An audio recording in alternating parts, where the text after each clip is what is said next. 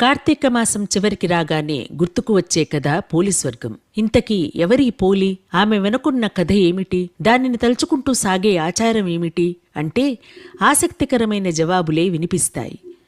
పోలీస్వర్గం అచ్చంగా తెలుగువారి కథ. కార్తీక మాసంలోని దీపం ప్రాధాన్యతనే కాదు, ఆ ఆచారాన్ని నిష్కల్మషంగా పాటించాల్సిన అవసరాన్ని సూచించే గాథ.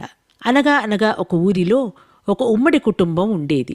ఆ కుటుంబంలో 5 కోడళ్లు ఉండేవాళ్లు. వారందరిలోకి చిన్న కోడలైన పోలికి చిన్నప్పట్నుంచే పూజలన్నా వ్రతాలన్నా మహా ఆసక్తి.